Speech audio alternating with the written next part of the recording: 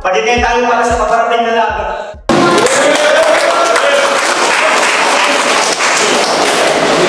Yun! Siyempre, maraming salamat pa rin sa sa 4001 at shoutout kay Vince. At siyempre, maraming salamat sa inyo sa pagtanggap sa amin dito. At siyempre, ipapakilala na namin ang mga MC. Nanggaling pang Muntinlupa, representing 4001, magingay para kay Drian. Drian na pala, Muntinlupa's finest, kultura natural, balang kritisismo. Yun! Sa kaliwa ko, at siyempre, galing pa na wala nga bataan, magingay para kay Cho. Shoutout sa mga kasama ko sa bahay. Uuwi tayong talo. Yeah! Yun! At siyempre, nalang nagkoito si Drian. Yun! At pinili niya muna si Cho. At siyempre, pabanatan natin, banat pa rin. Hey! Hey! Hilingin mo ko bakit? Gusto mo sa tayo makauna? Kapag alaman mo ang pangit, parang mukha mo na basura. Special treatment yung kay tropa. Pero sa liga nyo, sampal na yan na sobra. Ganto pala kayo pag may bisita sa Laguna. Iaharap nyo lamang sa basura. Bakit? May naisip ka bang tactic para panalo makuha? O isa na naman to sa iyong gimmick para magpapansin sa social media. Sa sobra mong irrelevant, sa simpleng bagay may mali siya. Nakalaban pa ni Cho, ngayon pala araw libing niya. Masama yung balak nito kaya humingi agad ng big shot. Kaso punto ko mas solid, di mo matadaan sa setup. Headshot ko pang headshot. Dinayo ko may jet lang, paano ko mapapatay ng wordplay na yung catwalk, di pang deep cut. Forward setup, walang punchline. Yan ang nakuha kong detalye. Tas nakaw sa ibang tao yung karamihan mo sinabi. Makapagyabang ka nga lang dito, yan ang napili mong diskarte. Paano di ka mabibisto, eh ang dami pa sa kalye. Sa mga di ka pa kilala, pwedeng gumana pa yung plano. Malas mo lang, tagal na kitang kilala, wala ka sa akin matatago. Pupuruan ko yung wave spot, lalabas ka rito na bandado. Kahit humingi ka pa ng rematch, ilalampaso kita saan man umabot na entablado. Kasi utak mo kantado, isipan mo sarado, depektibo at palyado, makalusot ka ay barado, katawan mo tsakulado, mamatay pa'y apurado, tong inerase mo kang ganado, pero sa poster ka burado. O ilang beses na ako sa dayo, at sa bundok isa sa una. Oo, taga-bukid, taga-nayo, na sa patag na katoka. Isa sa binhi ng aming bayan na kahit di pa namumunga. Kung may pataba ngayon sa lupa, sigurado na Laguna. Sadyang tinayo lang itong puta para harapang duraan na wala ka pang ibubuga kahit sa sino sa bataan. Bakit Chobalot pa yung napili na sanay sa basagan? Katatawag mo sa balot, ikaw tuloy yung nasigawan.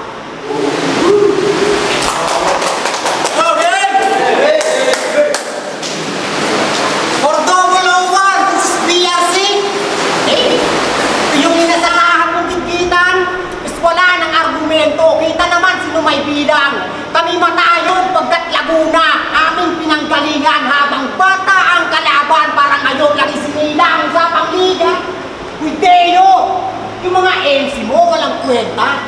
Bukod pa dun yung venue, kunti na lang pa ng kuweba. Panoorin yung bawat video, talagang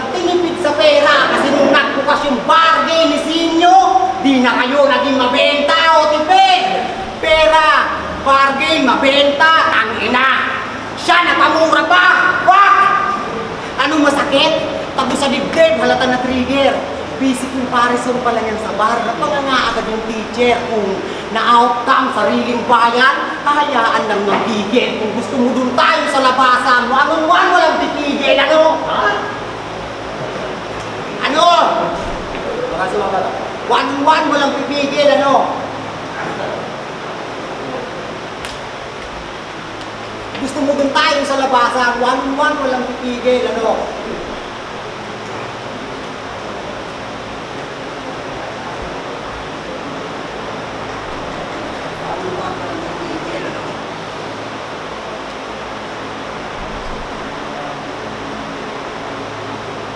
Dave, halata ng leader. Basic comparison pa lang sa bar, napananga agad yung teacher. Kung na-outcome sa sariling bayan, hahayaan lang magpigil. Kung gusto ko rin tayo sa nabasan, one-on-one walang pipigil. Ano? Di ba masakit?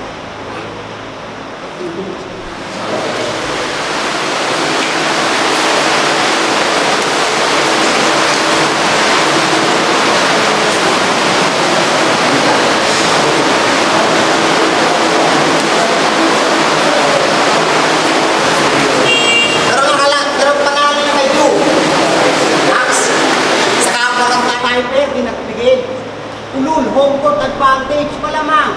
Sa panalo ikaw makikisil, pues. Ito'y bayad utang lang sa crowd. Sa buhay mo, makikitil o lumagpas ka na nga sa due. Kaya ngayon ako maniningil sa iwa. Kasi tablado na lang sa tightness. Pati sa motos ang pait. Alam kong may pre-made ka na dyan at ribatal na kalaki. Pero di mo pa din maaalis lahat ng sasabihin kong masakit na kahit mag-rebat ka pa dito. Kung tiwala din natin na babalik. Real talk, putang ina. Kulang ka pa sa gantong battle cho, sobrang kick mo't wak. Weak yung strat up, ang kick yung slap, pues. Kahit pa may beat o trap. Nung ako nag-beast mode up, kitang pati yung champ, yung nasa skala, wag, dinurog ko lang sa video. Bakit ano? Sisihin mo si Sir Deo. Pati ikaw pa napiling tayo. Seryoso? Gumastos ka sa pamasahe para itong bata mo, mga grabyado? Well, para fair, in case ma-short, ako na mismo kakargo sa bataan nyo na lang i-unbox yung delivery ng karo. Rest in peace, ang naidamo. Bawi. Yan palabas. Itong mahina ang loob. Tamang hinala. Mali namang puto. May tugon sa tunog. Tubo sa pagputok. Pagkatusok ko sa tenga, baka sa luha magpusot. Sige, ngayon ka sumagot. Ito'y di basta na paratang. Ikaw yung bobo kong kilala na ang daming nalalaman. Binusog na pusinte. Naghabol ng palakpakan pero dati nagbigte nung asawa na kalaban. Totoo! Ayoko sanang banggitin. Mga nakaraan mong katangahan na sinubukan mong magpatiwakal dahil sa kabiyak mong may kagagahan. Oo, nagawa mo kong hamunin pero paano mo ako yayabangan? Eh pag mabigat na pala sa yung dibdib na iisipan mong takasan, yan ang edsin yung sitriyan. Piling lihiti mo't sanay na nasisiraan ng tuktok pag may problemang sumabay. Gustong bawiin kanyang buhay sa sarili niyang kamay. Magpapakamatay daw siya sa bitin pero nabitin pagpapakamatay. Kinain yung sinuka. Ngayon tingnan mo ko ng maigi. Di ka tunay sa kultura, gusto mo lamang manatili. Sa likod man ng kamera, baunin mo gitna mong daliri. Paano mo sasabihin tapat ka sa inyong liga, di ka matotoo sa iyong sarili. Kaya magkaiba tayo. Marami niya magpapatunay. Pwedeng marami kang mapaniwala pero may maniwala ba na tunay? Kahit di ka pasok sa panlasa, sinubukan mong maumay. Madura ko lang na yung husay mo ay peke, sa pamimeke ka lang mahusay. Ikaw may gusto ng battle natin. Tara magsuwagan tayo ng sungay. Pero bago ka nagsilbi sa ligang to, nagkasilbi ka muna sana sa buhay. Kung timaan din nyo na partner, mukha na yatang lantang gulay. Take the risk, huwag kang maarte kung namili ng bubuhay. Di ka makitaan at tibay. Ipakita mo ng dedikasyon, sumasabay ka lang sa agos. Titiyak ang destinasyon. Ano mang preparasyon, isasagat ko limitasyon. Kung may potensyal ka, maging halimaw, ngayon mo kailangan labas yun. BRC, yung pagka-snitch halata. Mga personals daw na snitch. Naging phishing scam sa Matlao. Siya yung nag-spread ng links kasi yung dating masagwa. Puro chismis mo, hindi ka rapper. Isa kang bitch na bakla. Tangin na kasi. Puro invento, walang sining.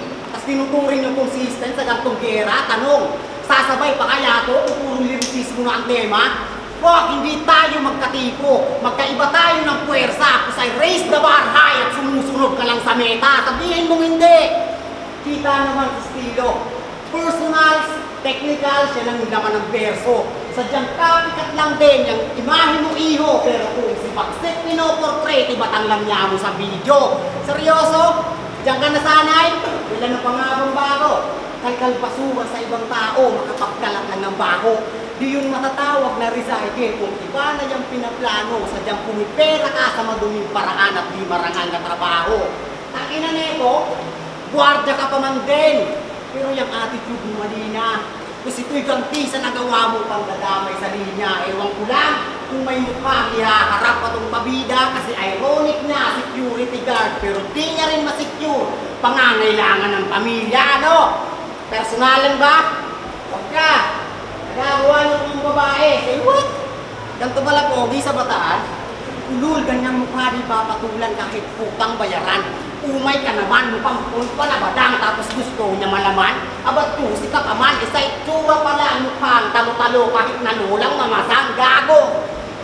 Kaya sa asawa mong martir, sana mapanood na to. Okay, Jen? May ilalabas na akong info. Galing sa matalik kong kaibigan. 2 kabit at legal na asawa. Yung kasama't kalandian.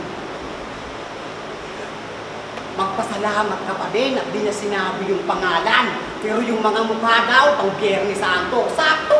3 Maria sa isang tahanan. Holy shit! Seryoso? Holy shit! Ano nagulat ka? Basta tama lang kayo mapak. Dapat yung karma mag-bounce back nang maranasan mo yung pakiramdam na ikaw naman yung binabackstab. Pero hindi. Harap-harapang sinasaksak ikatad ng butas at galos.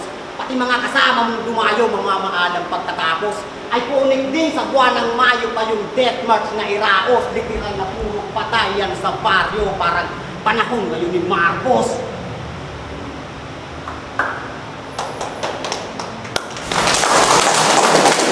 Dito may kababawan, kaya lagay mo alanghanin buhay na pinaglalaban. Kahit subukan mong harangin, babakat aking pangalan. Walk of fame sa liga nyo pagkat kung star nyo tatapakan.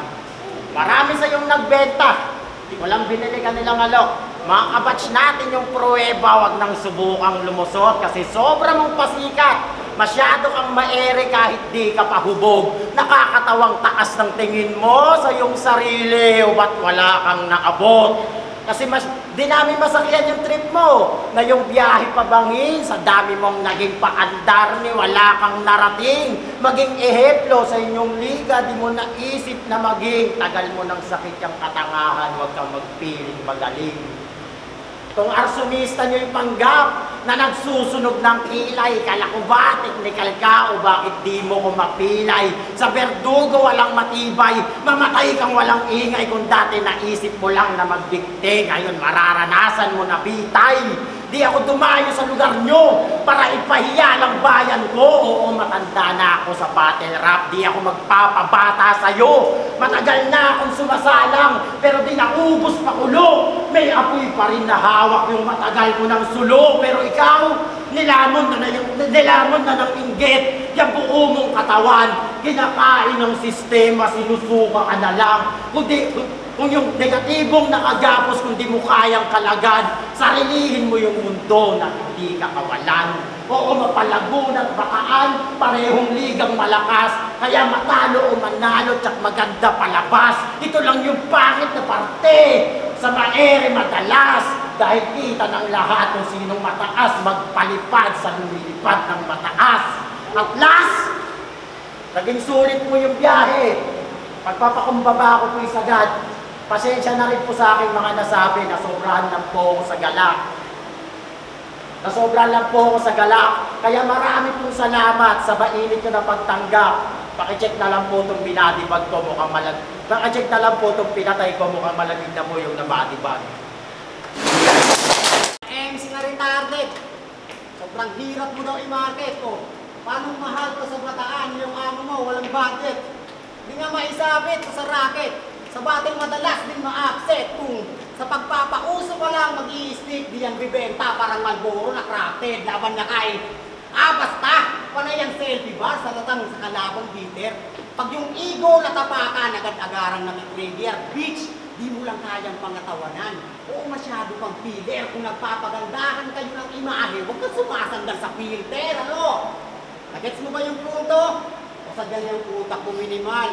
Malboro crafted, filter, imahe at sinali sa rating part. Imitation, sadyang peke, nilalarawan itong feeling star. Well, wag kang magtaka kung masakod nila yung orihinal, usapang branding.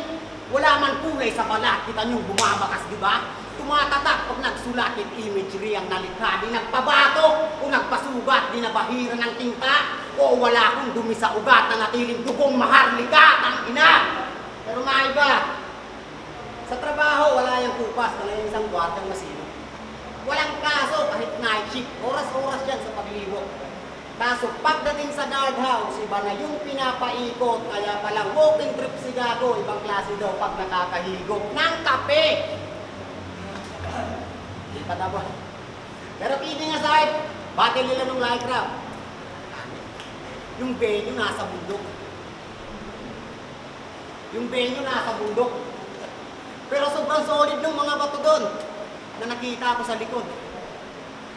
Pinagtripa ng puta, latandi nakakutok. Ano yon? Nature trip sa ganda ng view. 44 lang na tao yung nanood. Partida main event pa yun, ha? Main event pa yun. Ano, usapang views? Aminado, wala rin akong views sa kada bate. Kasi mas interesado sila sa night habang pinapatay ko na brother. At mukhang dito na rin magaganap yung uli. Lamay mo after, total hangad mo magka-views kung venue, magiging viewing chapel. Ano, amen? Di ba kabats mo, ultimate at mirage? So ano nangyari? Sila patuloy lang sa biyahe at ikaw, nasa garahe. Nasa flip-top na yung dalawa at yung karera paabante. At habang naiwang ka sa bataan na binabata mong Andrade. Ang punto ko, tagal mo nang bumabate, hindi ka pa rin nakikilala sa laban. Mas bilang pabor ako nagagawa, walang pag-aalindangan. Pero wag mo kong sisisihin pag marating mo yung hangganan, pagkat yung pangalan na naukit ko'y nasa lapid ang umalang. Ay po ni Rara dyan. Yun! Kung gusto nyo yung battle na pagpapakita nyo!